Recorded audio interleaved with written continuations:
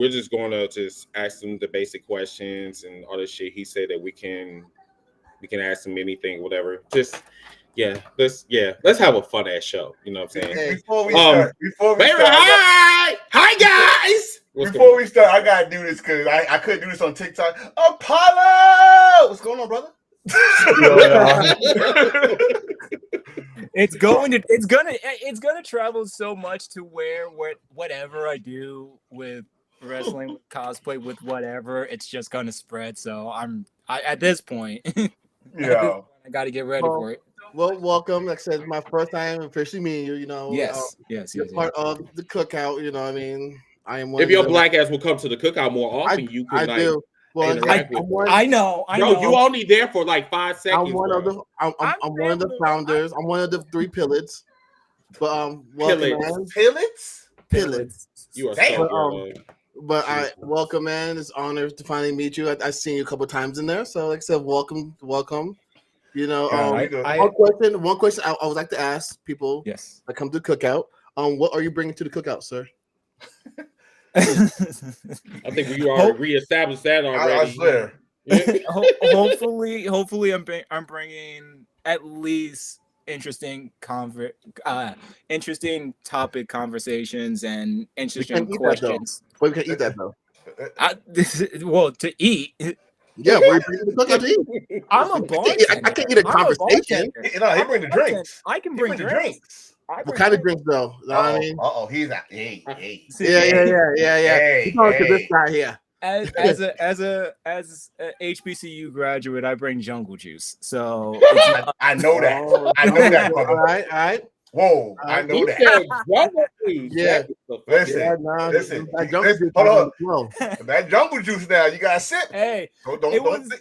It was my school's homecoming like last week, and I couldn't go unfortunately. But I saw a bunch of my friends like just off of whatever they were doing. Like this is 30+ year olds still drinking like they are like 25 or 22. Like it was not. No, my liver can't.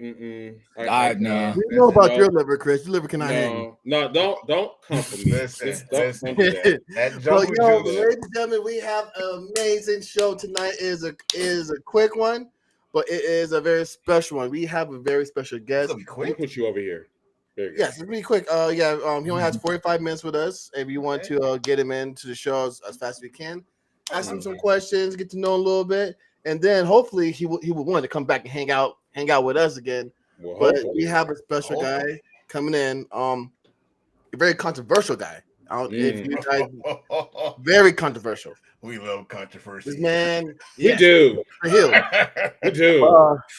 I let Chris bring him up. And Chris, give that amazing introduction. Then I'll kick it off. I'll kick the door down.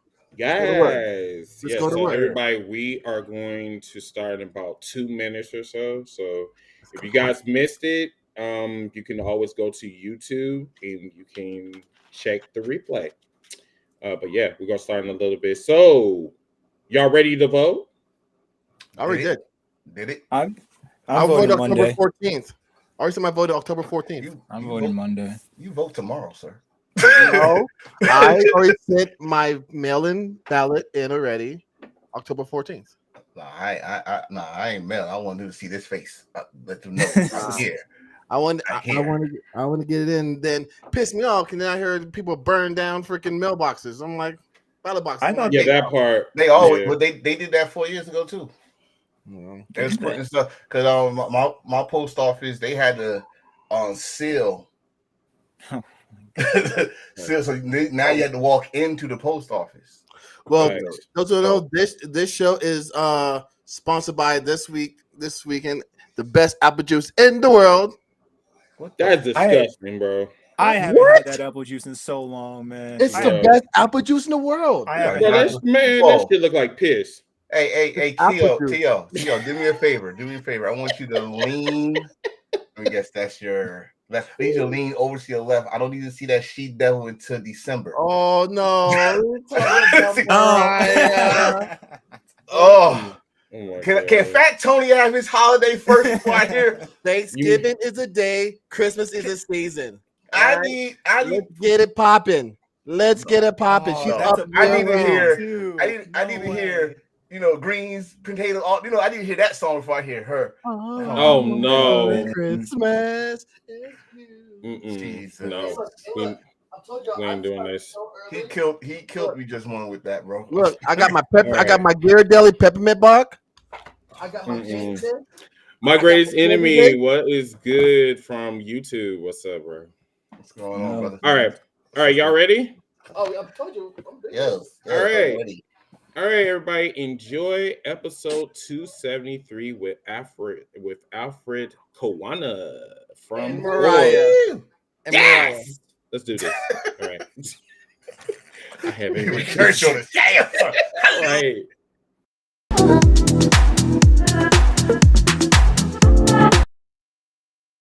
Hold up, hashtag heels for life. Wanna welcome everybody, yeah, we gotta get it hype. Hey, every week talking wrestling, we get into it. Current events, even guests that we're interviewing.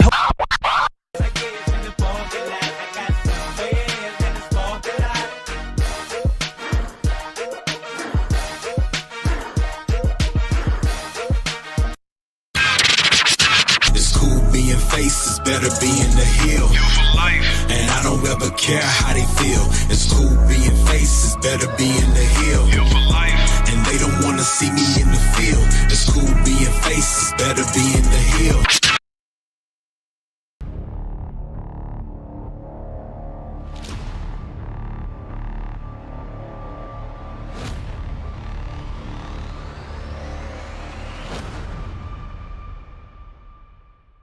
I know what you're thinking, what a great team. And it's been Heels for Life since 2018. Let them feel that heel heat. Heels for Life the club, yeah, it's too sweet. Big boots, we put heels to face. We are Heels for Life, everybody's great. We're at the SmackDown Hotel having a cook.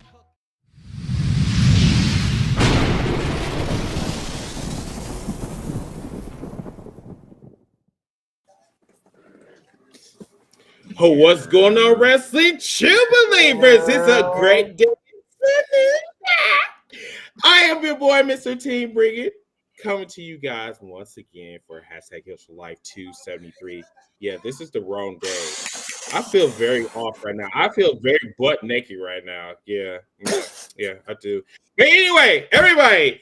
We got T.O., we got Mr. the Enforcer, Fat Daddy, and also we have, yes, that man is from the Cookout from TikTok, Mr. Apollo! Not Apollo Cruz, but Mr. No, or Creed. Thank you so much for coming on here, Mr. Man. How you doing this evening? No problem. I'm sorry that I'm not as bald or dark as Apollo Cruz, but I hope that I am at least. Listen, you got more TV time than him right now. Exactly.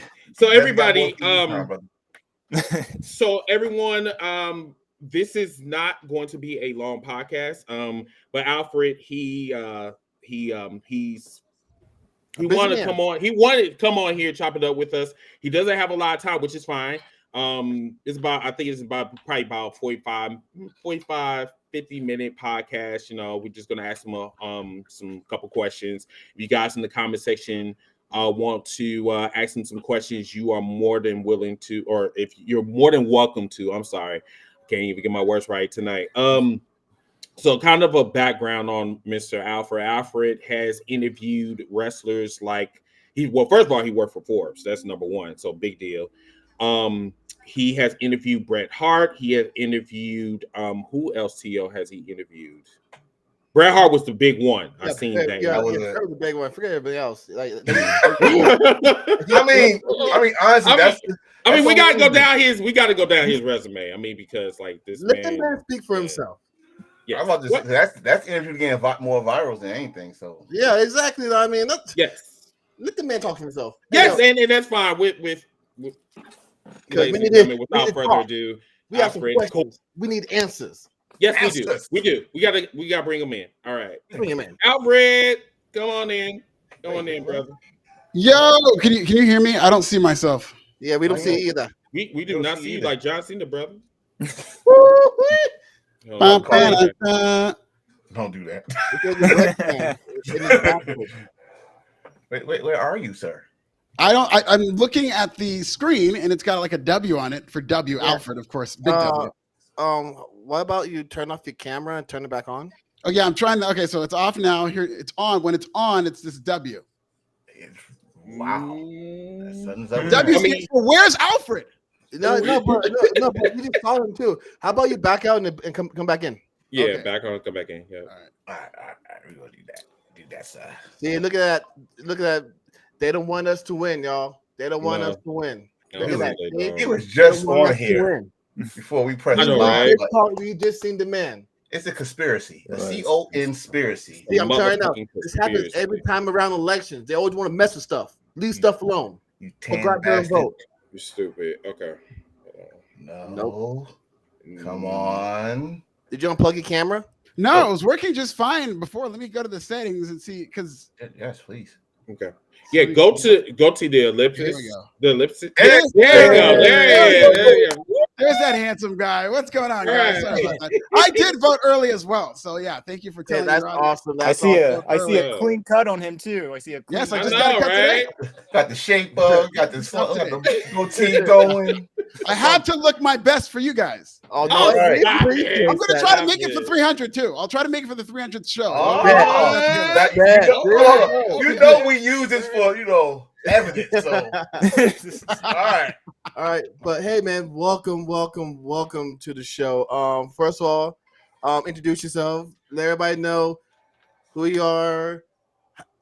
Like the top 5 favorite wrestler interviews that you've done. We know Bret Hart is number 1 up there. Oh wow! I mean, you don't assume. I mean, I think it's got the most traction and gotten the most viral. So that is one of my all-time favorite interviews. I just loved how honest Bret Hart is and how he just unleashed. Even when I wasn't, when I was just asking him general questions, he would just go off on the Freebirds, going off on Martha Hart, all kinds of people. But Bret is Bret. So I just love that he was so. Honest. So that was a good interview. It was a great interview. And just to add more name, I interviewed Mark Henry recently. He was great. I did interview Hulk Hogan. I asked him about all the racism and all that stuff, and he gave his Hulk Hogan line. But it was really surreal to interview Hulk Hogan. That was crazy. Mike Tyson. You can't. How did you get past your that interview? Your vitamins to racism. I'm sorry. Yeah, exactly. No, he didn't say that quite. You can't. That would have been so much funnier if he said that. But he just said it was a misstep. I think he said it was just a misstep, brother. I just slipped and I said the N-word, brother. So we're not. That's like me trying to tell my wife. That's like me trying to tell my wife. Oh yeah, babe. I mean, it was. I didn't mean to. Like I just slipped and fell inside the bridge. Like I mean, so, yeah, it's unbelievable. I just fell in you. Yeah. That's I meant to say it without the hard R, brother. It's not what I feel about him; it's just how I think about him. Brother. So, real quick, one question we like to ask our interviewer, like people come in about the wrestlers or not. Who is on your heel Mount Rushmore? The Mount Rushmore tends to change. I would love to say it's like the New Day and The Rock because I just love. If you could put 3 wrestlers on a Mount Rushmore, the New Day probably would be on there. No. Heel. You're heel. What do you mean heel? That's one person? No, heel. Like heel. Like you heel.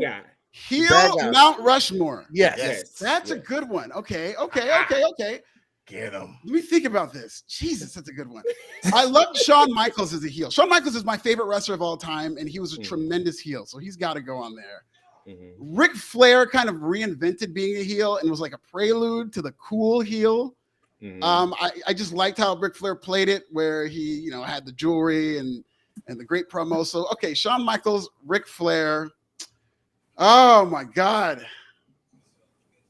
This question always gets. I guess you haven't been asked this question a lot, Alfred. Is that correct? Yeah, I mean, you get asked the Mount Rushmore, and the Mount Rushmore, and it kind of changes, but I have an idea of that. But there's so many great heels in wrestling. Yeah. I think MJF is on his way. I don't think he's there yet, and he tends to have a shtick, and I'm noticing that he's very repetitive. If he could change it up and evolve a little bit, maybe eventually, but he's not on there. I'm just going to give him like an honorable mention. The Rock as a heel The Rock is just The Rock. He's tremendous. Right, so I would say The Rock would put him up on there. One more. And you know what? People are going to get mad at this.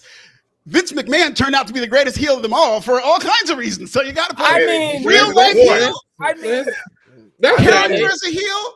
He's a heel on Sunday. He's a heel on. I mean, Vince McMahon, for both real life and work reason, is a tremendous heel.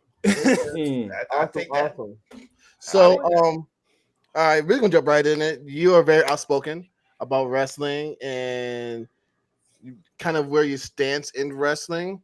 But let's talk about real quick your stance with WWE and AEW, because you have a lot that, like, I feel like you're like more on towards the WWE side, and kind of like the target is on AEW. And we want to know, like, I want to know, why is the target, like, why are you like targeting this way? Like, why are you shooting this way when both companies have their good and bad days? But why is it that it seems like most of the content is against AEW? Yeah, I want to make it very clear. I am biased toward WWE because the product is better, because I think AEW sucks right now. I just want to make it very clear. I just love how everybody always, not everybody, but you hear this discussion about fair. What's fair? Who's fair? You got to be fair. Why are you talking shit about them? It's because they suck. You know, like, because they're not good right now. I watch the product every single week, which is a form of supporting them. I cover them on my YouTube channel, Pro Wrestling Bits, which is almost at 30,000 subscribers, every single week, which is a form of supporting AEW. I talk a lot about AEW, not because I'm targeting them. And there's this victimhood mentality in AEW where they have persecution complex, and their rotten fan base is always saying, oh, you're against us because you said something bad about us. You want us to fail because you said something bad about us. I said something bad about AEW because the product is horrible right now. And so it deserves criticism. And the reason that it connects with a lot of people is because it's bad. In 2019, I was saying stuff about WWE because they were a horrible product. And I called it the senile era. I very much remember that. I got a lot of heat for calling WWE the senile era, which, if you look back, that's exactly what it was in Vince McMahon's lion years. So right now, AEW sucks. So I talk about all the ways that it sucks because it's not a good product right now. I don't think it's good. And I like pointing out what's bad about it. And I know people want fairness, but nobody can tell you what fair is. Like, they want me to talk bad about WWE because I said something good about AEW. Did you see WrestleMania 40? I was there in the building. It's night 2 of WrestleMania 40 is the greatest main event of WrestleMania I've ever seen. WrestleMania 39 is night 1 is the greatest WrestleMania as a whole I've ever seen. WWE is just in its bag right now. And AEW, if you look at, don't listen to me, look at their key performance indicators, like their live attendance, which is going down. Their advances are very scary. They're doing like hundreds of ticket sales, which is not good for a company on national TV. They're doing terrible numbers when it comes to their ratings, you know, as it goes down and down. So, I mean, there's a reason this is happening, is because AEW isn't that good. And that's why I'm not targeting AEW, because they're not the victims here. They just got a great new TV deal. Love that for them. But I am criticizing them because the product sucks. And that's all it is. In your eyes, what can AEW do to become a better company? Like, in your eyes, in your own opinion, if you were able to have the pencil, if you're able to sit there and sit next to Tony Khan and have like a month with Tony Khan to help rebuild them, because at one time they were head above everybody. Excellent. Right? So what would you do? Like, what would you do to help this situation? Instead of, like you said right now, they suck. That's your word. They suck. Mm-hmm. So what would you do in a situation to help them out, or what advice would you give them to help them out? Well, it wouldn't be a month with Tony Khan, because my advice would be simple. Fire Tony Khan. Tony Khan needs to step down, hire Paul Heyman. And I know that would be hard to do, but not necessarily a Paul Heyman type. They need to get a mind who knows how to book wrestling, who's got great ideas, who's maybe a creative presence.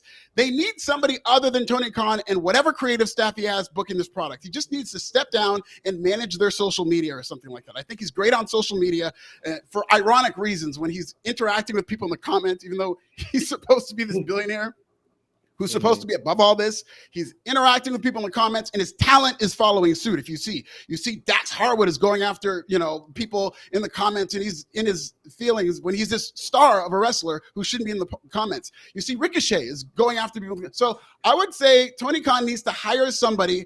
I'm not saying Tony Khan doesn't know wrestling. He was a correspondent in the Wrestling Observer newsletter or whatever, and he's a big fan of wrestling, and he loves this stuff.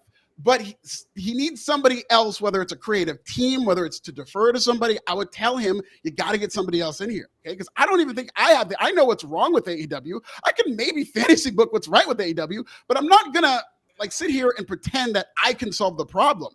I think Tony Khan Paul Heyman is on that short list of people who could help AEW. It's never going to happen, but based on, I think Paul Heyman is a genius, and I think he would be a great mind in terms of AEW. There's a lot of young minds out there who could help AEW, but he's got to get rid of this team of podcasters as he's built. He's got to stop booking the product himself, and he's got to hire somebody who just knows how to turn this company around, because his way of booking, and booking is very cyclical. A lot of these great bookers end up burning out. Booking is a very cyclical thing. So right now, he's gone through the cycle a couple of times. Like, they had that new car smell. It's not there anymore. They need somebody else. So let me ask Alfred a question. I'm gonna be direct with you. So Alfred, I have been a long-standing AEW fan. And the reason why, because WWE could not do their job full-time. Can we both agree on that? Yeah. Okay, cool. So I will agree with you on some aspects. One of them, my attention on AEW is dwindling, and I will agree with you on that. There's a lot of disorganization. I will definitely agree with that as well as an AEW fan. But don't you think that you are watching the AEW product with WWE glasses on? You think? No, I think it's funny that you say your attention is dwindling. I'm watching the AEW. I probably watch more AEW than I do WWE. And it's like, really? AEW cannot tell. It's funny because it's like, I'm an AEW fan. I'm not a fan of anything but Alfred Konuwa. Like, I love wrestling. I'm not going to call. I love wrestling. I watch all, because I'm constantly talking about AEW and their specific storylines. I'm watching Dynamite every week. I'm watching Rampage. I watch Collision. I watch a lot of AEW, and the viewership is down. That's not me not watching AEW. It's not my fault that people aren't watching AEW. So I watch a lot of the product, whether you like it, whether you hate it, whether you're watching it with any type of glasses. Like, that is support for the product. This idea that you hate and love are the exact same thing to me. So this idea that I hate AEW. If I hated AEW, why would I be watching every single show? I would be apathetic to it if I hated it. But you know, it's that such thing as hate watching as well. Sure, absolutely. A lot of people hate watch me. I do hate watch. I absolutely agree. There are biases in this country, 100%. But I'm not going to sit here like a lot of people do and pretend that I'm unbiased. This product has been so bad for so long that I do watch it with, like, how are they going to screw this up? And they don't prove me wrong. There are things like Private Party winning those tag team titles in that match against the Young Buck. Phenomenal. Great. Incredible. I thought it was awesome. So I could watch that and enjoy that. But then on the same show, see the skinhead stable running around beating up all the baby faces, being like, this doesn't really work for me, brother. I don't know if I like this. It's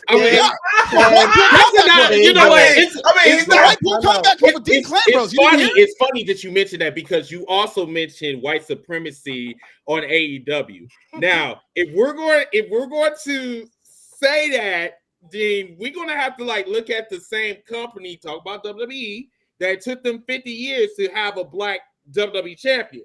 Okay. Yeah. So, and then you also mentioned the black representation on Tuesdays.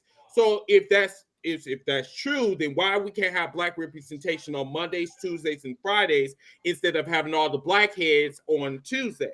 Then also you mentioned something about Sexy Red as well. You said that Sexy Red is a form of black representation. Is that correct?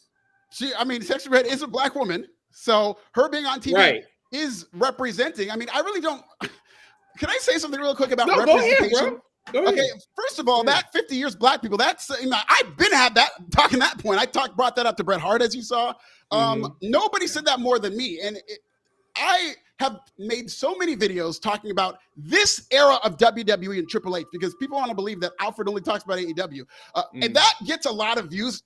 Everything I does get a lot of views, but the most views come from Bret Hart interviews, whatever. And then AEW criticism right now, because AEW sucks, and that connects with a lot of people. Just like once upon a time, me talking about WWE's lack of black people on TV, that got a lot of engagement, and it still does, because people do believe that. So I talk a lot about this era of WWE and Triple H not doing as good of a job booking black talent, because you see NXT, you see them book the spectrum of black people, and Shawn Michaels and NXT, they're doing such a good job booking black people that it makes me watch WWE and go, Triple H needs to step it up. They fumbled Bobby Lashley and the Street Profits. Go look at my tweet the second the Street Profits turned heel. I said, okay, I'm interested in the heel Street Profit group, but Triple H has not shown me he can book black talent.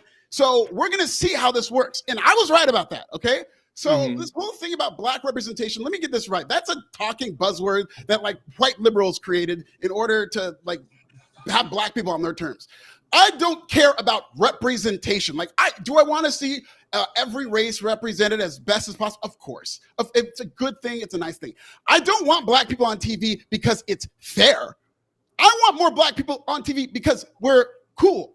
Like, black people on your television, okay, sure, you can pat yourself on the back and you're being fair. I don't give a shit about fair. There's no such thing as fair. Everybody has a different idea of what fair is. I want black people on TV because black people are cooler than every race. Like, Fox built their network on black people. Martin, Living Single, they built their network on white people. And then when they started making money, they didn't want to pay us, so they started paying the white people, and then NBC made Friends, ripping off little. So I want black people on TV because it's going to help you, not because you're being fair and because you can go and parade to your liberal friends. You got black people on TV. It's not about representation for me. It's about cool. It's about a cool factor. Let me say this though. While you said it's cool.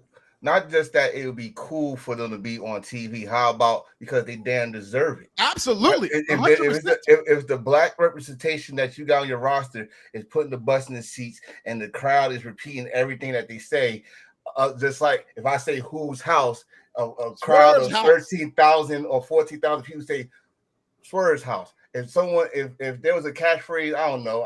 I'm gonna say their name because it's right now at the top of my head.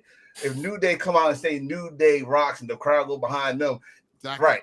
But a lot of people understand this, and I get what now. I'm trying to listen to what you're saying. I get what you're saying about the fair part. There are a lot of wrestlers. I understand a lot of wrestlers that think, okay, because I'm black, it's not fair. I'm not getting treated right. But at the same time, this is also a business. Now, I'm going to say this because WWE is on the topic right here, the main roster. They fumbled years after years after years, and then when they finally give us the chance, they say you pretty much like they give us a chance to shut us up, and then when the right price come around, they take the belt off you or whatever momentum you got for 8 to 30 seconds, and then you're supposed to forget about it. So when you say it's not fair, that's the part of people say it's not fair. Because you're not, once we finally get invested in somebody, and then you get this new TV deal like they got with Fox. Yes. We just forgot about Kofi Mania just like that. Yeah, and so when I say fair, I'm referring to WWE versus AEW and whether or not you should give fair amount of criticism. No, I'm going to criticize a company that sucks, and I'm going to praise a company that I think is good. And to your point, I thought it was the ultimate example of unfairness when Kofi Kingston lost that title to Brock Lesnar. It's one of the worst moments ever. Nobody had more to say about that than me. And even when Swerve Strickland, the moment you want to talk about fair, the moment he won that title, I knew the fix was in. Here's what's unfair about AEW. They knew this entire time Swerve was going to be a transitional champion. It was never, we're going to put the belt on Swerve and give him a shot.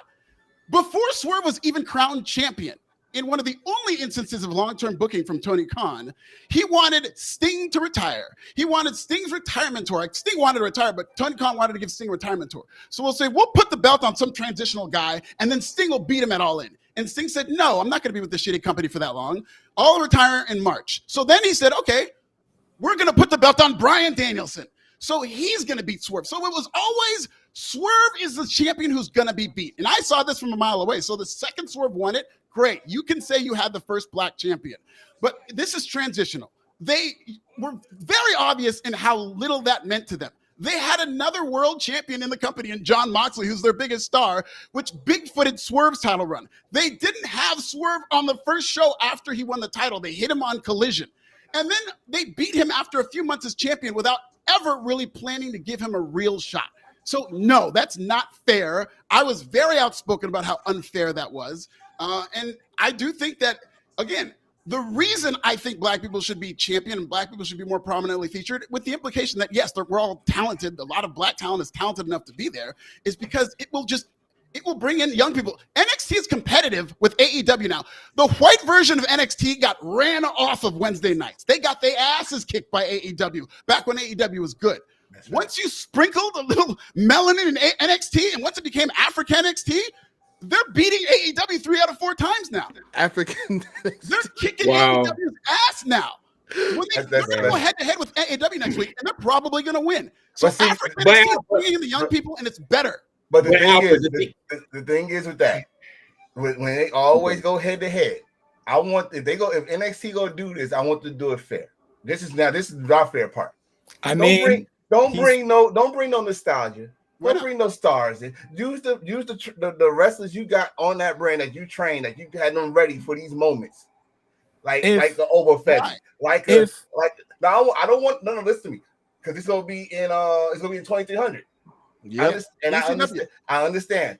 You go bring Bubba Ray and he go wrestle. Francine and RVD. I want it at a time where they're gonna be in an arena. This is gonna be historic, so I understand. I want the time it's gonna be in the performance center or an arena by themselves. No nostalgia. Do it with the roster you got against AEW roster that they got. Because every time they beat them lately, it's becoming because they got a major star coming in or a nostalgia. Let me just. That's not going to happen. Are we familiar with the man who built this company and whose fingerprints are still all over this company for both better and worse? If they're on. Yes, all of his bed bugs are still there. Yes, I get it. Yes, WWE is the most competitive. So you can preach to me all you want about what's fair. No. I'm just saying. The level most competitive wrestling company, if not sports organization, in the history of the world. WWE is not sitting around saying, "Okay, guys, AEW, we're going to go head to head, but let's make it fair on them, on our competition."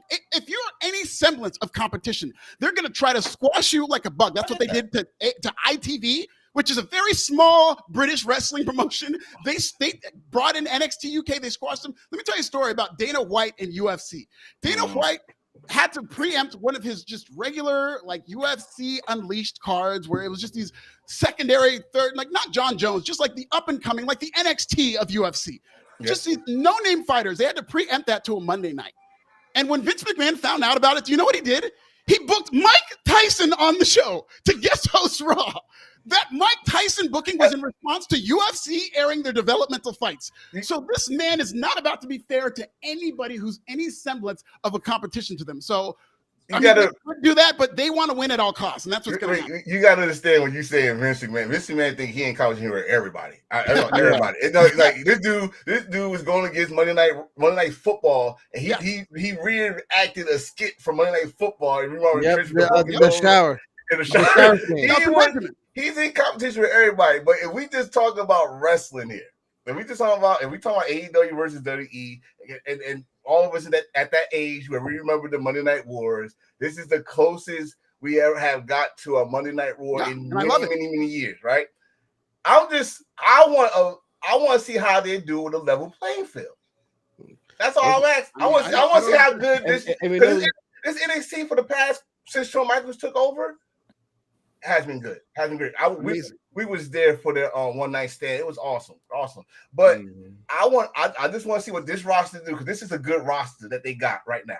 I love the roster that NXT got. I also love the roster AEW got right now. Well, if you want to see what they can do, NXT weeks 1 and 2 loaded up the shows. They had CM Punk on the first show, Randy Orton on the next show. Now they didn't go head to head, but NXT did better numbers. Week 4, they did not have these big stars on their show, and they still beat NXT in total viewership. One of those weeks in 18-49 without loading up the show. What was that on a Wednesday? That was on Tuesday nights, and one of them was head-to-head against AEW. Now they're going to Wednesday, but one of the reasons they're gonna WWE is not concerned with trying to have a level playing field or whatever reason. Oh no! One of the reasons on a Wednesday why they're loading it up is because people don't know that the show is on Wednesday, so they have to do everything they can to get people out of their normal viewing habits and go to WWE. That includes promoting the hell out of the show. That includes ratings. So-and-so is going to be in the building. And I mean, they're going to do that. Yeah, you could beg that they can make it a level playing field. That's just not this company. Triple H learned from Vince McMahon. They're as competitive as it gets. So I have a question. Wait. Let's go to Apollo, because Apollo hasn't said anything. I'm sorry, Apollo. So, let's make sure everybody gets a chance to speak. Apollo, you have been staring in the camera. I know you want to say something. Go ahead. No, I look. I mean, at most cookouts, I just let the old heads talk while I'm in the back, just dare you, sir, hanging out. I know I'm old as fuck. How dare you, sir? All right. Just wait until your knees check engine light come on, your back. I swear. when you wake up in the morning, we're gonna get you. Or tone. Or you stand like this. Yeah, my lower back. I mean, that's how I feel every fucking morning, But no, go ahead, Paul. But so listening to all this, I think Enforcer already brought it up with the whole level playing field thing. My thing about the whole level playing field thing is Shawn Michaels and Triple H doesn't believe in Trick Williams. It doesn't believe in Obo Femi. Doesn't believe in the talents that they have on NXT to say, hey, let's just go against AEW on Wednesday without any RVD, Bubba Ray Dudley, any CM Punk, any Randy Orton. To me, when you bring those people on, you're saying, I can't fully trust that you are going to draw as much as a Randy Orton. I can't trust. And they can't. So that's exactly what it is. This is and it's funny that the fact that you're putting Trick Williams in the same level of Randy Orton and like CM Punk and these big stars, I think is a good thing because he's on his way. But at the end of the day, NXT is a developmental product. And they're doing, for a developmental product with people who aren't proven television draws, they're actually doing a really good job on the CW. Having said that, if you're going to put together a TV show and you want to draw ratings and you're as competitive as WWE, hell yeah, you're going to get main roster stars because they're big television stars. They were once upon a time developmentals. Once upon a time, CM Punk was just some kid in OVW and he wouldn't be able to draw ratings. And if an OVW went head-to-head with TNA, then they would have got Randy Orton. Not Randy Orton was there too. They would have gotten John Cena to come to OVW, So once upon a time, CM Punk was Ring of Honor World Heavyweight Champion before he came to OVW. Yeah, but that doesn't mean get out my head, Apollo. That doesn't mean anything was on national TV. How many people watching national TV know what Ring of Honor even is? Still, that's hardcore fans in general. What are we looking for? Now this is what you just opened the door to, because when you said this is the difference of fan bases also. So let me ask you, because you got the people in the AEW. I'm just putting it out as CM Punk wasn't developmental when he came to OVW. Actually, he was. Actually, he was. I'm talking about strictly as a television draw. I'm not talking about their skills. Yeah. I'm talking about, listen, Julia might be the best wrestler in that entire company. If you say, hey, everybody, tonight on Raw, Julia's going to wrestle, it's going to do the worst quarter because nobody knows who Julia is yet. You've got to build her up on NXT. You've got to have her win matches. This is a developmental process. When I say developmental, with Trick Williams, he's developmental in that he hasn't, wrestled enough. He's got to be a better wrestler, whatnot, and that's going to come. He's a tremendous athlete. He's also developmental as a television character. In that, if you book Trick Williams, as great as he's doing on NXT, if you want to be a competitive product with AEW and guarantee that you're winning, and I would agree with you, I really don't think they need CM Punk and all these big stars based on how bad they've beaten AEW. But they want to make sure that they're going to win, and so you're going to need people who have proven themselves on TV from the main roster. Is it fair? Hell no, it's not fair. Is it competitive? Yeah, and I love it. But then, so then you're just saying like, hey, Trig, I know we love you. I know we're making you NXT champion. I know we're gonna put you over 41-year-old Ethan Page for whatever reason. But take a backseat to RVD this week. We really need to beat AEW right this week. How do you think Trick Williams would respond to that? Tell me how you. Okay, so you say that to Trick Williams. Tell me how you think Trick Williams would respond to that. If I'm not Trick Williams, I mean, I know we have kind of the same two-strand hair twist style, but I'm not. But at the same time, how's this? If I was Trick Williams, I would take it as, so I'm NXT champion, but you guys don't trust me to bring in people like that? God, okay, no matter who you are, whether you're Trick Williams, and this is not a black thing, if an NXT champion went to the booker and said, I'm NXT champion, which the booker booked it that way, you didn't actually win that title. If an NXT champion, black, white, orange, panda, if an NXT champion went to the booker of NXT and said, I'm NXT champion, I can draw on my own, not only would that title be off of him that night, they would end up not getting any opportunities. The wrestlers, and I'm just telling you from a wrestler's perspective, talking to wrestlers for years, there's like, and one thing I think, there's a level of respect that wrestlers just have for like the old heads, as so to speak, for people who came before them. And I think Trick Williams is giddy AF for anybody who's in that developmental territory, is excited to have, you know, these older wrestlers come on, give them the rub. More people will see not only a Bubba Ray, but they're going to see Trick Williams, and they're going to say, oh, I remember Bubba Ray, but who's this Trick Williams guy? I like that whoop that trick stuff. All the wrestlers that are your favorite wrestlers, I guarantee you there was a moment where you were tuning in not to see them, to see somebody else. And then you said, whoa, who's that? Like, WWE is a variety show. So they're going to bring on, you know, older wrestlers, people from the past, people who are proven television draws to help the people who are a couple years into the business. If you're a couple years into the business, you have no agency to say, I'm the developmental champion. You need to trust me with the ball. I would love that chutzpah. I would love that ambition. But I mean, the unwritten rules in wrestling, that would just get you cut off at the legs, man. As much as I hate to admit that. I mean, I got it. No, I'm gonna get him real quick. I heard him cough. That's why you said old heads, right? So why are we complaining about AEW having old heads when you bring in Oldberg back and asking for one last match? I don't know if that's Christian or if that's Oldberg. But first of all, I don't want Oldberg on my fucking television. You know what I'm saying? Like, this man does not this man kicked the same person you interviewed, sir. Oh, I heard about it. We've all heard about it. I can only imagine how vitriol he was during the interview about that. Oh God. Bro. Oh, go look at it. Go look at it. It's it's always fuck Goldberg when it's bro. You cannot say his name around Bret Hart. Bro, I didn't.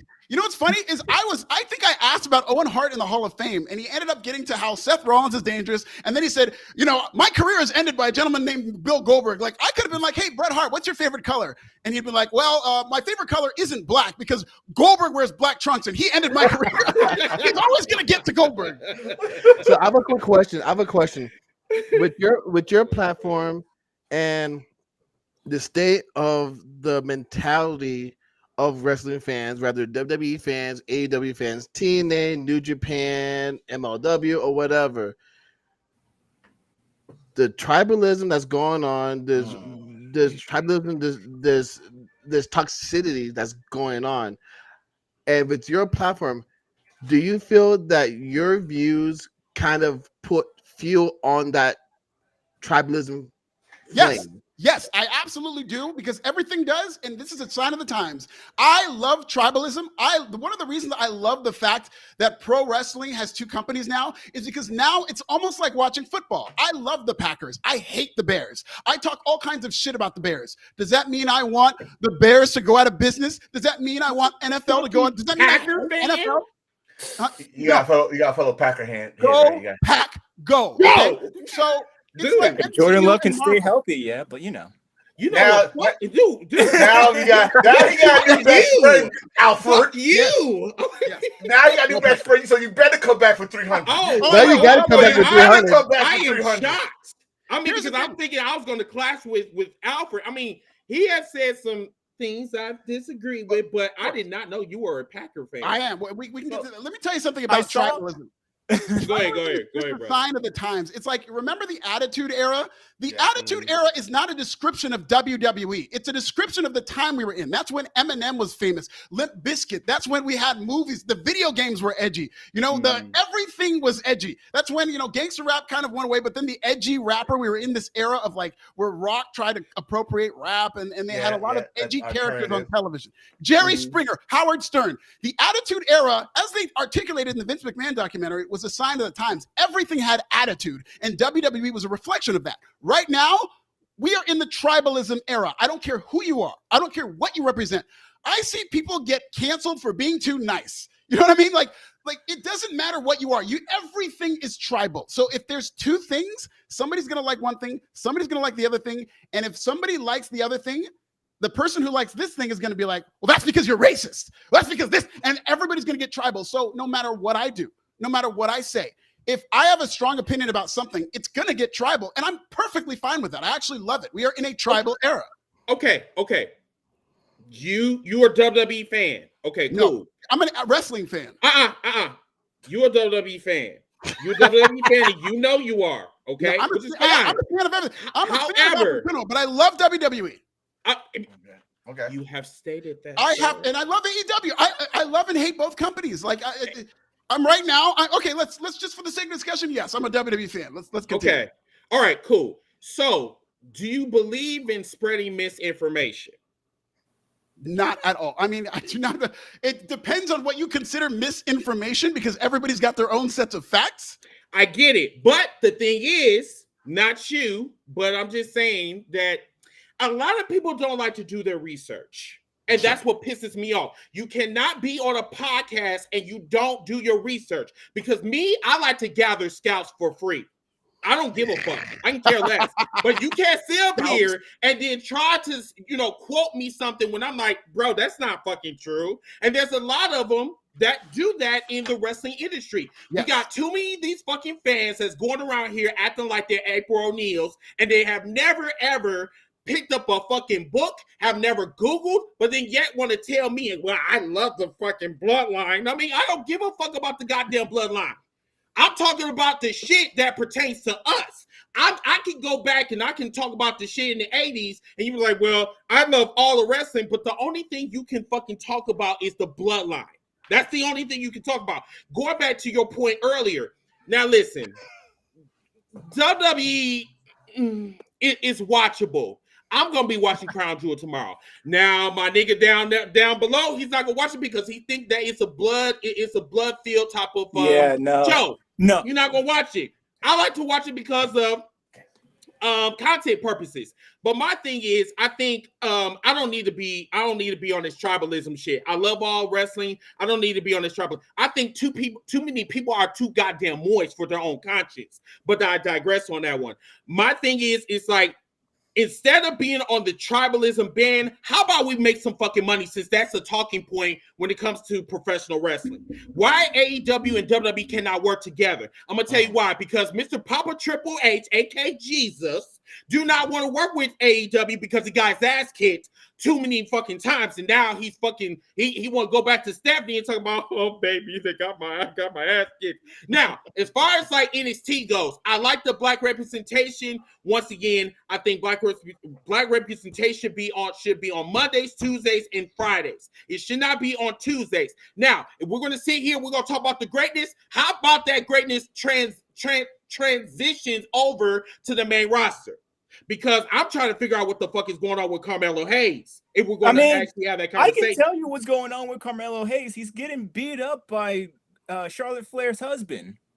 Okay, but didn't they have a great, it ended. I was very disappointed in how it ended, but that best of 7 series, the best of 7 series was some of the best wrestling I've seen in WWE consistently for years.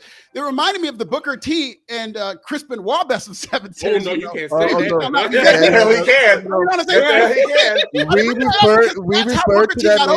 We refer to that man as C Murder.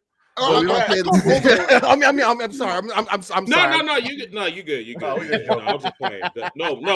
We mentioned him on here too. I'm like, but Carmelo Hayes, again, he's very early in his development. I mean, sometimes it doesn't work for somebody, but I just think it's going to work for Carmelo Hayes because he's been having great match after great match, and they've been doing this best of 7. I thought they did a great job getting Carmelo Hayes as like a consistent presence on television. And let me tell all these people who are worried, and I'm one of these people who are worried about Triple H and his handling of Black Town and whatnot. He will have no choice but to book black talent come years from now. I mean, you can, if you're really paranoid, you can argue that they started WWE ID to go find all the white people in wrestling to replace these black people. But I hope that's not what it is. But the thing about it is that all the black people in NXT are going to be on the main roster soon. You're talking about Mondays, Tuesdays, Fridays. They're going to have to create another day in the week to accommodate all the black stars that they're going to make from NXT going to the main roster. They're going to be doing a Soul Train line from NXT to the main roster. They're going to be doing this Cupid Shuffle from NXT to the main roster. It's WWE Black. He said the Soul Train line, y'all. They're going to be shuffling. They're going to be doing the cha-cha slide. They're going to do Soul Training. The wobble. We don't do cha-cha slide no more. We do the wobble. There's no stopping it. Trick Williams is going to be a big star. Kalani Jordan. Happy ass dances, weight, and curb stomping all those black people. So, but you know that Trick Williams. There's going to be all the feuds, and this is what's great about that. And I wrote an article about this. Trick Williams versus Carmelo Hayes. We're going to look back at that as a sign of the times. This is the first time 2 black men have been in a main event long-term feud on on this product, but like most any wrestling product. This is unprecedented. The Carmelo Hayes Trick Williams feud was like unprecedented. So they're going to go to the main roster, and along with Obafemi, I mean, name it, Wes Lee, Kalani Jordan, even the white people on NXT are black. Sol Ruka, like Don't they're forget going about to Miss the main Parker. roster. Why and are they're we gonna going be big around and stars. giving everybody the black card? Why are we doing that? Do not forget about Miss Parker, please. Yes, Jada Parker and Lash Legend, who are on SmackDown. They're going back and forth. I love them, by the and way. forth. I love them, by the way. So hey, Miss Parker. You said something that really caught my attention. I think people need to understand this is also old WWE Trump too. It's that best of 7. If you go back to when I'm not gonna say they first, but the second time split the brand, they put a certain team before there was a certain team in the best of 7. Cesaro and Sheamus. It's a sign to show you that they know they got talent, but they want to see if that talent could hold a TV stand. Because again, WWE is not just wrestling; it's the drama, the storyline. It's a freaking TV show. It's a variety show. Right. So they know. Triple H knew he got something in Carmelo. He got it. But he needed to find something to put on TV. So you had Andrade and catering eating Taco Bell and salad, and you had Carmelo here talking about, hey, I want to be on TV. Because one thing about Carmelo, and I know, is that Carmelo got this attitude, like a certain someone that we sing his song now, Seth Rollins had when he was in NXT. A certain guy that used to pop pills. Now he cross-eyed, named Sean Hicklebottom. He got that attitude that I am the best in the fucking locker room. Let me prove it. So I'm gonna put you in the best. Are you saying Shawn Michaels cross-eyed book? He cross-eyed books? Is that what you're saying? Not when it comes to women, but you know. Hey now, hey now, Apollo, my nigga. Wow, Apollo. So my get thing your ass in the corner, bro. Hey, no, he's man, we about to drink some shots. So my thing is this best of 7 series. Cheers, Paulo. Cheers, wow. Bro. This best of 7 series pretty much was showcase series. Now, but like you said, I hate the ending too. I watched SmackDown last week. Like, what the fuck? Yeah, it was not a good ending. We all knew it was gonna end up to a triple threat match for the United States title. Everybody, but the right decision, I think, always agree is put that belt on Carmelo Hayes. Put that belt. Yeah, we can't rush everything. Like, I think I was very frustrated at first when Carmelo Hayes was barely being used, and when he was used, but like he's now being consistently used. And again, this is part of the developmental process. And you talk about people on the main roster. I think right now, as a television draw, Trick Williams, who's in developmental, is a bigger draw than Carmelo Hayes. But they've got to build Carmelo Hayes, and if enough people on national TV see him on the main roster, he's going to get there. So I think it's just a building process. I hope they have not shown me. I'm not going to give them the benefit of the doubt that Carmelo Hayes is absolutely going to be a star. I've seen so many black talent who did not get to where I thought they should have gone. You know, Shelton Benjamin's probably the greatest example of that. I hope they're able to book Carmelo Hayes effectively, but I am encouraged by what he's been doing lately. I can't lie. The last couple of months of Carmelo Hayes, I think, has been fire, and he might be a sleeper pick to win that United States title. That is a good point. And then, you know, it's funny because we talked about that. Wait a minute, Alfred, are you on TikTok? I don't think I am on TikTok. A Pro Wrestling Bit Singular on TikTok. Oh, so you under some other, you know what, motherfucker. It's also Pro Wrestling Bits. Pro Wrestling Bits on YouTube, Pro Wrestling Bit on TikTok. Okay. Cool. I'm gonna look you up. Okay. Yes. So real quick, I know we're about to I know you're about to leave. Yeah, it's been a good time. I'm definitely coming back, guys. You guys are man, bro. We're gonna harass you, we sir. need a part 2. The surface here. We need a part 2, but I just want to say thank you for coming through. Thank you for answering my message. You know, like those who know, I am like the PR guy for hashtag. I'm one that sends out our messages to get interviewers and whatnot. And thank you, man. Like I just really want to say thank you for reading and answering. And yeah, man. Now you have to come back for 300 because we need it. Yes. So are we Do you want to come back to our 300? 100%. I've had so much fun on the show. You guys are great. I want to talk to Apollo more. Apollo had some great questions and points, and you guys. I mean, Alfred, I know you're a stand-up comedian, and I'm aspiring to be one. So, awesome! I would love to pick your brain about stuff, but that's on a different time. That's on a whole. Yeah, reach out. Are you following me on Instagram? I don't know yet, but okay, I will. No. I'm not saying that as a bad thing. No, God. No, I know. I'm just asking. Yeah. No, but yeah, I definitely will. Yeah. Hey, Afro. Question. Afro. I'm sorry, Alfred. Wow. Name calling. I'm watching Afro. There is no Afro, sir. I'm watching Afro Samurai. Excuse me. Sorry. But bro, who is your next interview? Who's the next rest of you interview? Can tell us. This always comes by. I don't have anybody lined up. People will reach out to me. It's usually when they have something to sell, or if they have something that they want to promote, or I very rarely reach out and look for people to interview. They'll just come out. Their people will reach out to me. So I don't know when that's going to happen next. I mean, I recently interviewed Mandy Rose, and Jordan Grace was a great interview. But I don't know who my next. I think maybe, but I've been trying. I've been talking about Batista's people. And so we've had a couple of, we almost interviewed him, but then things fell through. So maybe Batista, but I don't know. I really don't know who the next one. That Mandy Rose is done.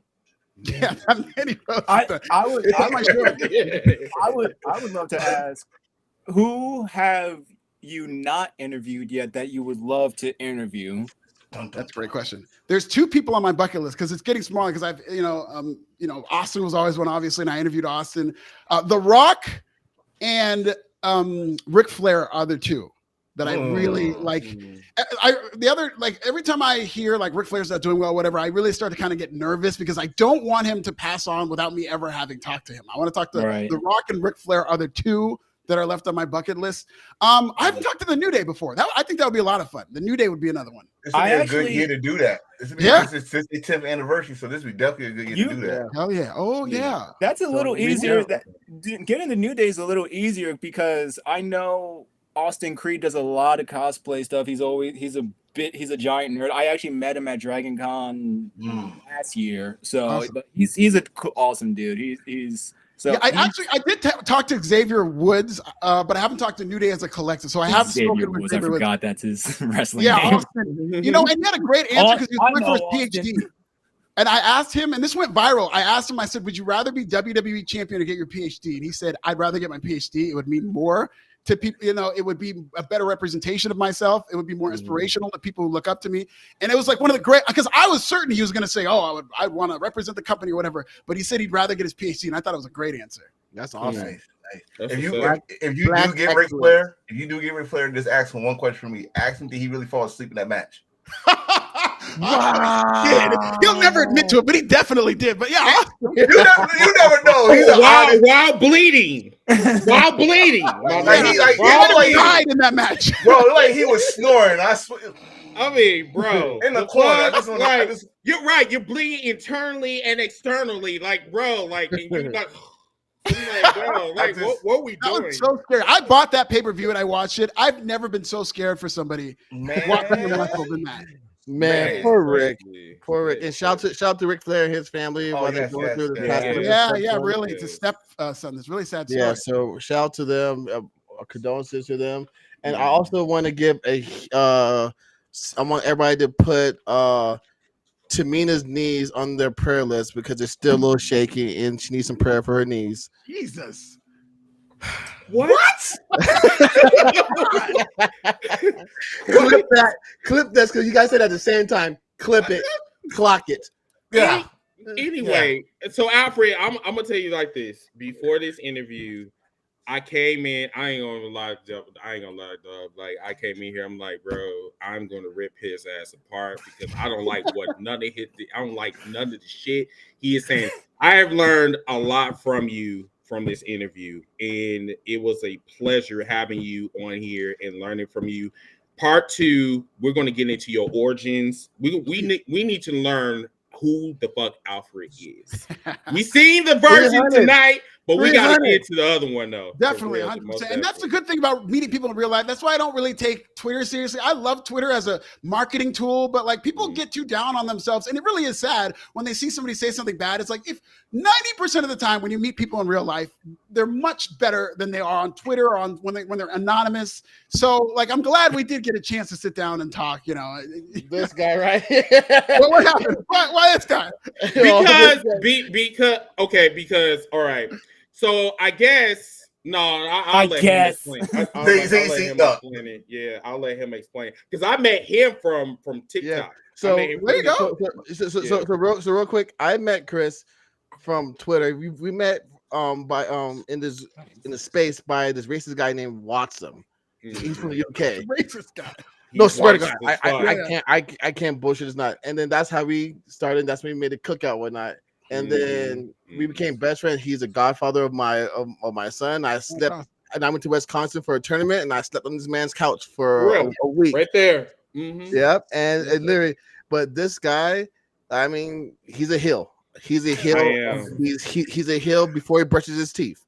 Even when I wash my ass, like before that time, I man, wake up yawning. I'm telling you right now, before I reached out to you, it was, what clip was it? It was your AEW and Tony Khan clip before the Samantha Irving one.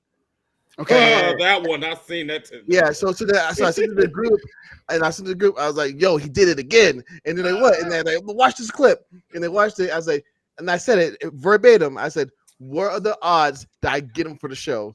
And then Chris messaged me back. He's all, "You could try." And I was like, "I did." Me being competitive, because I'm very, very, very competitive. Chris will tell you, everybody who knows me, He's very competitive. Fucking Leo. Yeah, I'm a Leo. So I was like, so I literally said, "Hold my beer."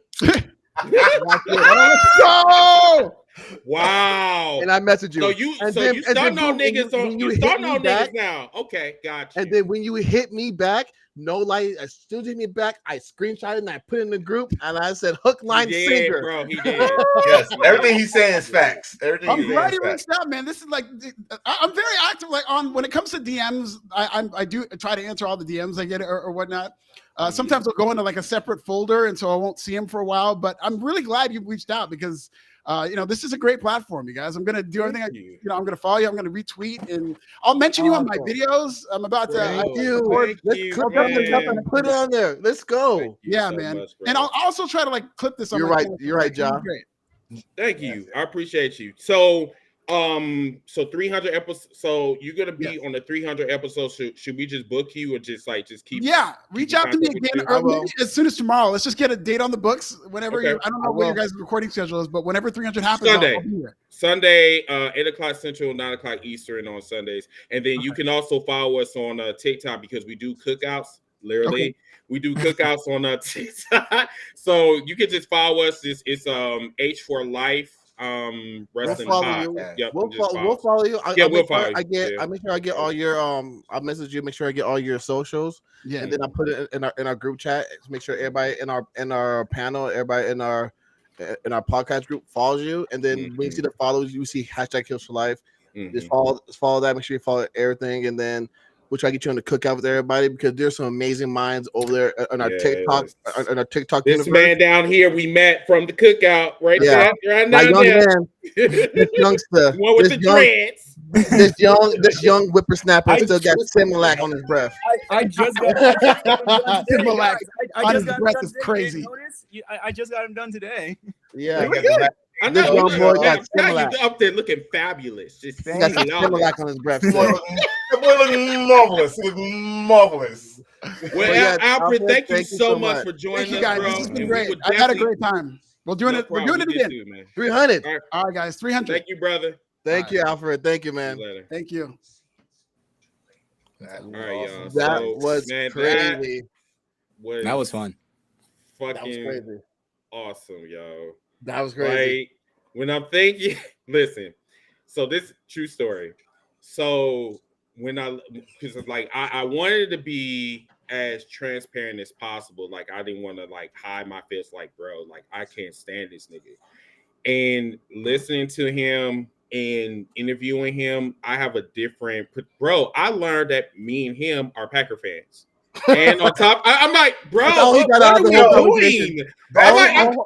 All he got this whole goddamn conversation. Wait. Was nothing else but you're a Packer fan. That should be clipped because as soon as he said that, Chris' eyes got big as hell. Like, right, I'm for real, like for real. But no, it's really cool that we actually interview someone that's in the wrestling industry, and he really liked the podcast and loved he loved the interview. So, I mean, and he's coming back for the 300 episode. He did not back away from anything that we asked. No, and he didn't. Awesome. He did. He's still on business. He's still on motherfucking business. And you have to respect somebody like that. Yes. Respect. Still on business. Whether you agree with his views, or whether you agree with it or disagree with it, you have to respect the fact that he stood by everything that stood on motherfucking business. And he stood on business. How about this?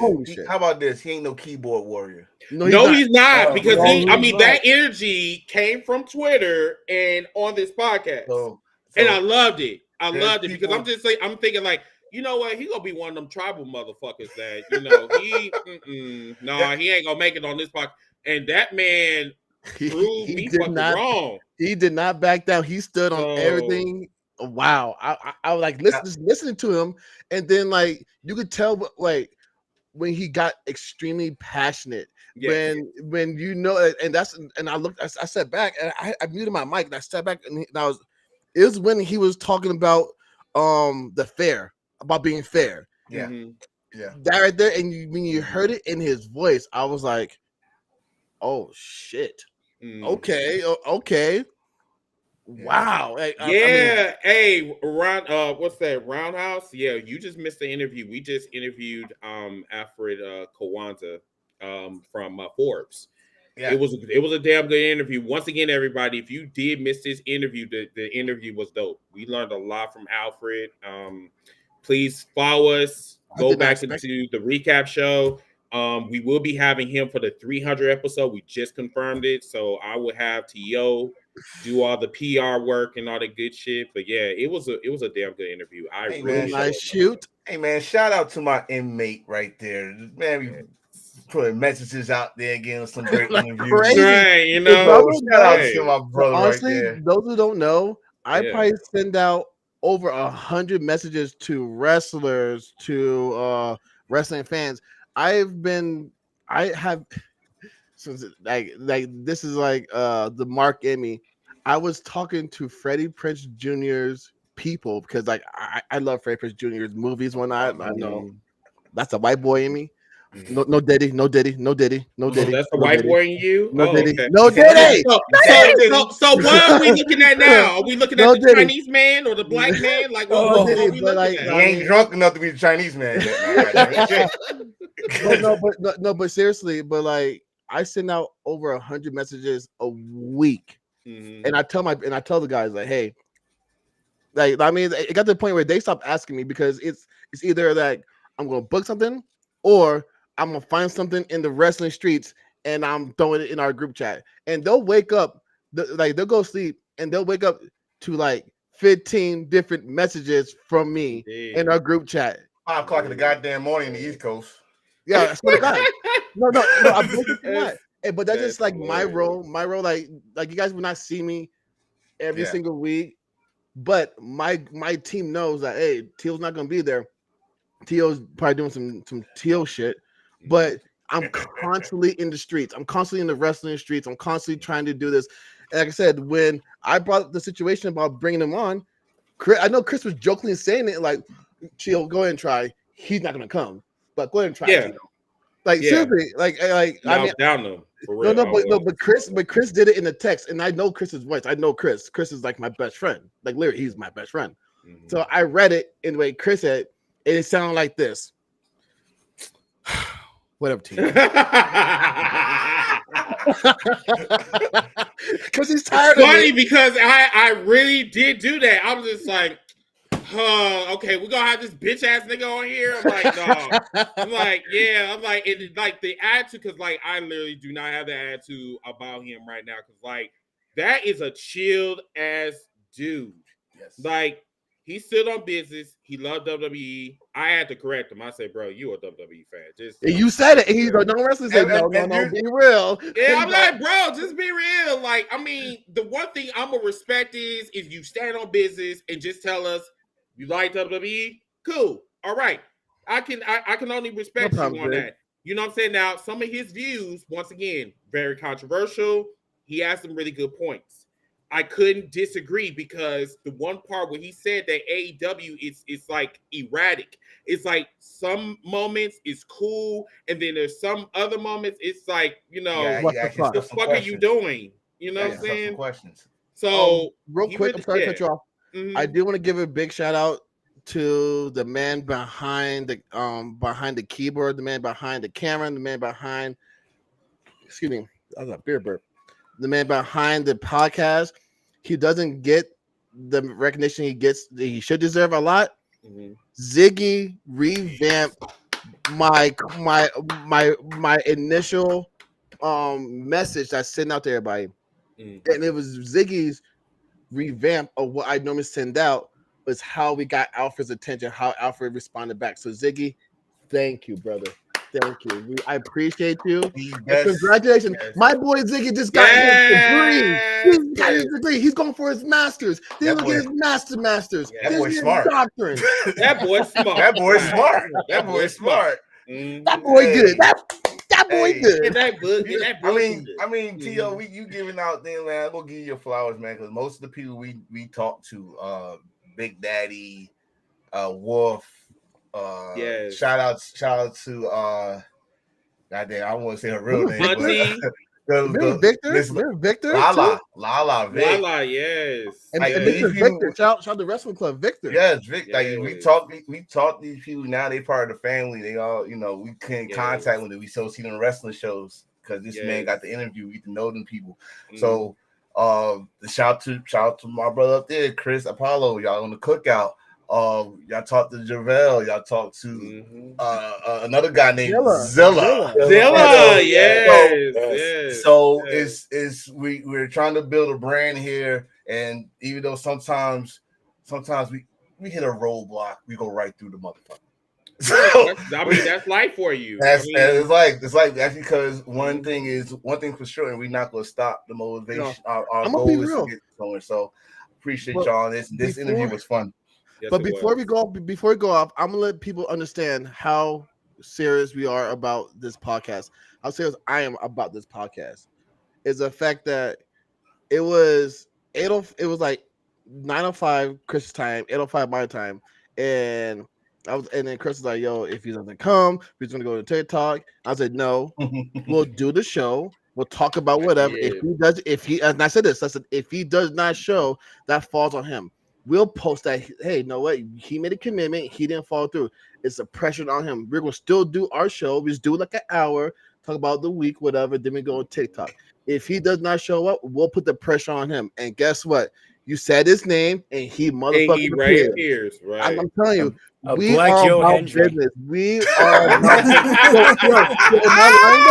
in my mind, exactly when I said that, it was like weird. After I said we're gonna do the show and we're gonna apply pressure. If he doesn't, we're gonna post it and put the pressure on him. And boom, he showed up. But I'm trying now. I'm sorry. Look at me. Look at me right now, y'all. Time out. Look at me. Hold on. Hold on. Look at me. I'm the captain. Hashtag Hills Life. We're not going anywhere. We're not going nowhere. All right. We are here. All right. We're going to disrupt every single thing that y'all think that y'all doing good. No, we're going to take over. So either you get down or you lay down. If you lay down, you stay down. You dig? Yeah. So everybody, we are going to do the cookouts on TikTok. So shout out to Shout out to the Buffs. Yes. The who? The Buffs. Colorado Buffaloes. Hey, bowl eligible, baby. Yo, we're both. Hey, shout out to my boy Tone. Hook me up. Y'all see this? Y'all see my belt? Don't see that. Tone set me up with this beautiful motherfucker right here. Autographed by Cody Rhodes. Oh, nice. How did he get that? How you get that? At a wrestling show. As wrestling show, I sent this man a thank you package, and I got some Yeet glasses. I got some Colorado gear. I just said like, yo, know what? Right on my birthday. You know that Yeet means throw, right? Yeah, no what? But he wasn't expecting what was in there. I told him, hey, because he got me this flag. He got me the Acclaim flag at a show. I said, hey, don't send me nothing until you get my package. Look at my package. Wait, no Diddy. No Diddy. Like the package I sent, the box. Was it big? It was. We'll see y'all on Sunday. It was like you'll see me in a few minutes. But you know what I mean. You'll see me in a few minutes. Anyways, but it's the fact that the brotherhood that we have at #HealsForLife, that we look after each other. We really do. If one has a bad day, we check up on somebody. We make sure they're good. It was just like Tone is my tag team partner. We are the inmates. We run that asylum. When Chris and Zig ain't there, guess what? We there. You know what I mean? Mm-hmm. And it's just like they trust us enough to know that, hey, Teal and Tone will be there. All right, we're good. We're straight. Man. But it's I sent them the box, and I was like, hey, look at it, appreciate it, and like literally the next day he was wearing all the stuff that I got him. I was like, you know what I mean? And then next thing you know, I get a box in the mail, and I'm opening it, and I got my Yankees. Yeah. So okay, good night, y'all. Good night, y'all. Bye. Everybody. Good night, y'all. Tomorrow. No, bye. Okay, so we're doing a cookout in a little bit. So if you guys want to log on, just give me about 2 minutes or so. Tomorrow we're doing a cookout after Crown Jewel. So watch out for that. We will be back for episode 274, fellas. Mm-hmm. Yes. Okay. So yeah, you guys are getting a lot of fucking shows before fucking bundle pack. Goddamn it. Yeah, bundle pack. But everybody, we'll see you guys tomorrow. No, we'll see you guys Sunday. Y'all be easy and remember to wash your ass. Thank you so much, wrestling. Real wrestling fans wear deodorant. Indeed. Shout out to the mayor. Bye, everybody.